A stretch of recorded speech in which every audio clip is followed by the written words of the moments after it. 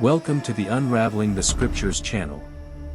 You who have already read the sacred texts certainly have some doubts, questions, and even curiosities. One of these curiosities concerns the colossal and gigantic dinosaurs, whose existence is proven by several fossils. Thus, the following question arises for readers of the Bible or students of theology: did dinosaurs really exist? According to historians, these creatures inhabited Earth millions of years ago, and according to science, they became extinct because of a meteor that hit the planet, causing a huge explosion. But is this really the truth? What does the Bible say about dinosaurs? Throughout this video, I will cover in detail this topic so requested by you. I ask you to stay with me until the end, as I will bring some little-known revelations. In addition, I would like to invite you to leave your likes, comments with suggestions and questions that may become topics for future videos. If you are interested in the Judeo-Christian scriptures or are a student of theology, you have probably already had several questions about these texts. One of these questions, of course, was about the gigantic and colossal dinosaurs, whose existence is proven by several fossils. The science responsible for studying these fossils, the stone bones found in rocks and mountains, is called paleontology. In the Middle Ages, when these bones were discovered accidentally, many believed that they were dragon bones, similar to the dragons of medieval mythology and also from Chinese stories, which depicted winged snakes, sometimes fire-spitting, that fed the imagination of many writers of the past. When faced with this question, it is natural that you have thought, what does the Holy Bible say about this subject? The doubt arises because, in fact, the Bible does not mention the term dinosaur. This is because this term did not yet exist at the time when the Word of God was written. To better understand this question, it is important to know that the term dinosaur was only attributed to these animals in the year 1842, that is, less than 200 years ago. Historians claim that dinosaurs inhabited our planet approximately 233 million years ago, which represents a large time difference between the nomenclature given to them and their existence on Earth. This calculation is based on bone remains found in various parts of the world, and fossils of these animals have been studied by various authorities who sought to understand their way of life and how they were extinct. But what does the Bible really say about it? The book of Genesis clearly reveals how God created the universe, the heavens, the earth, the animals, and everything in it. The narrative shows that the first animals created by God were aquatic animals and all creatures that inhabit the sea. God also said, "Let the waters be filled with living beings, and over the earth birds fly under the firmament of heaven." So God created the great aquatic animals and the other living creatures that inhabit the waters, according to their species, and all birds according to their kinds. And God saw that it was good. Soon after the creation of aquatic animals, God created terrestrial animals, including wild animals. It is at this time that we can infer that God created the dinosaurs, as stated in the book of Genesis, chapter 11, verse 25.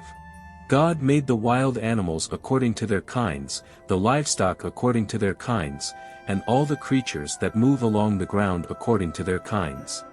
And God saw that it was good. The Bible does not mention any specific animal during creation, being the only part where we can include dinosaurs when talking about wild animals. However, the Bible does not specifically name them dinosaurs, raising questions about the nomenclature used to refer to them at the time. Let's look at other verses that can give us clues about this. In the Bible, we find other names given to these animals, such as Leviathan, which was a monstrous and huge animal that dwelt in the water, mentioned in the book of Job in the Old Testament. In addition, we have the name Behemoth, also mentioned in the Old Testament, referring to a giant and powerful creature that inhabited the land, unlike Leviathan, which was a sea creature. According to scholars, dinosaurs had both terrestrial and aquatic species. Therefore, the information that the Bible gives us about leviathans and behemoths is in agreement with the studies that indicate that these animals were dinosaurs of different species. It is important to note that the term dinosaur appeared only in the 18th century, and this name has the meaning of big lizard, reinforcing the idea that dinosaurs were, in fact, lizards that became huge creatures. Ancient Jewish traditions also mention the Book of Job and detail the theme of dinosaurs. Now, I will quote and read from the Book of Job, chapter 40, verse 15 to verse 24, and I will explain each verse so that everyone can understand. Behold now Behemoth, which I made with you, who eats grass like an ox. Behold, his strength is in his loins, and his might in his muscles. From his belly, when he wills, he moves his tail like a gigantic cedar. The sinews of his thighs are interwoven. His bones are like tubes of bronze, and his bones are like bars of iron. In the verses I just read, we have very interesting facts about the appearance of the behemoth, which is similar to a titanosaur, that is, a dinosaur. The Bible, therefore, mentions dinosaurs. Notice that in the verses I have just read, they talk about the muscles of the belly, the power and strength in the shoulders and the tail like a cedar, gigantic, which corresponds to a dinosaur tail. In the verses that have been read, it is also shown that the behemoth is a herbivorous animal, which eats grass like the ox. In verse 18, it is described that his bones are like tubes of bronze and his bones like bars of iron, referring to the neck of this gigantic animal. From verse 19 to 24, it is presented as a masterpiece of God's ways, which provides pastures in the mountains so that all the animals of the field can take a break. The behemoth lies under shady trees, hides among reeds and mud, and is surrounded by willows from the stream, which demonstrates its peaceful behavior. This animal drinks so much water that it makes a river overflow, showing its unique ability. It is pointed out in verse 24 that there is no way to hunt it or capture it, which emphasizes its grandeur and grandeur. The description of the behemoth in the Book of Job resembles exactly that of a titanosaur, a type of dinosaur. The behemoth's tail, compared to a cedar and capable of causing a bang and furor, is a characteristic that fits perfectly in the description of these gigantic dinosaurs. Therefore, this animal mentioned in the Bible is a kind of dinosaur created by God Himself, which shows the harmony between biblical narratives and studies on the existence of these prehistoric animals. Now, talking about the meaning of the name behemoth, the title of this biblical dinosaur. The name Behemoth has the meaning of beast. And in this context Behemoth would mean great beast. This is the interpretation in Hebrew and Phoenician.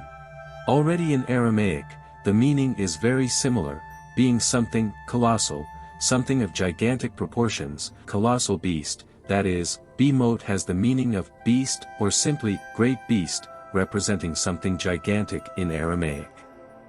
The Book of Job informs us that yes, after all dinosaurs existed. And the Book of Job also informs us that when God made the dinosaurs, He created the human race. When He says to Job, "Behold the behemoth that I did on the same day that I made you," it means that on the same day that He created mankind, He also made dinosaurs. Biblically, dinosaurs existed alongside humans. However, there is an observation to be made here: not all types of dinosaurs have existed since the time of Adam. Other dinosaurs were later created by amalgam mergers. I will explain this later. An additional curiosity about Behemoth or this dinosaur is that we note that it did not enter Noah's Ark. If this dinosaur had entered the Ark, the term Behemoth would have been mentioned there. Therefore, we can conclude that Behemoth, or the species of these gigantic beings, the dinosaurs, survived the flood and undoubtedly became extinct after that event. There is a very interesting and curious question concerning this subject, which is connected with the ancient book of Enoch.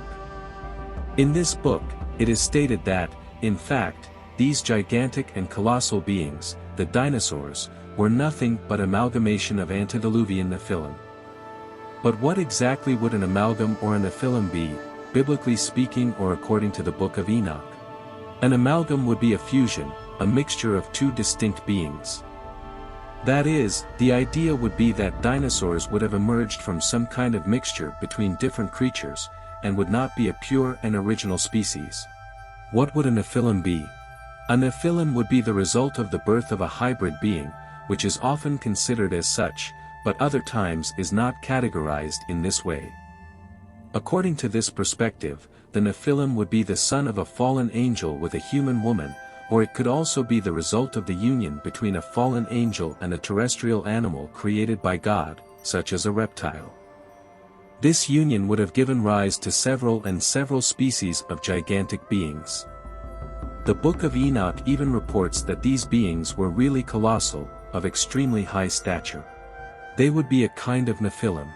It is important to remember that this vision of the Nephilim and the giants on earth is the same as that described in the origin of the giants, which can be explored in future videos, if there is interest in addressing this topic. According to the Book of Enoch, the giants were born from the relationship between a fallen angel and a human woman, but this subject will be discussed in another video. That is, the antediluvian or pre-diluvian amalgams would basically be fusions of demonic beings with terrestrial animals, such as reptiles already created by God. Certain dinosaurs, specifically carnivores and bestial and monstrous dinosaurs, would be the result of the relationship between a fallen angel and a human reptile, according to this view presented in the Book of Enoch.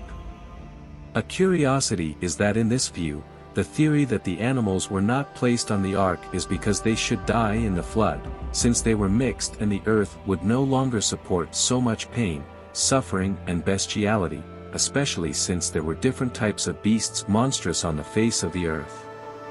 Therefore, God sent the flood and eliminated most of these beings, leaving only a portion of giants, which in this case would be the Behemoth, which were already extinct shortly after the flood, as we can see in the Book of Job. Behemoth is described as a gigantic dinosaur, or rather a titanosaur. The fact is, the theory that a meteor fell to Earth and destroyed all the dinosaurs is totally contrary to the biblical view. Biblically, what destroyed most of the dinosaurs was the biblical flood, leaving God only a few of these living beings, and even then, already in extinction. I hope you enjoyed the video, but tell me, do you believe in these theses and visions that I shared with you all? Dinosaurs were truly magnificent and gigantic beings in antiquity. Also leave your comments on what you think about this subject. Dinosaurs existed and Behemoth was a kind of titanosaur. See you soon.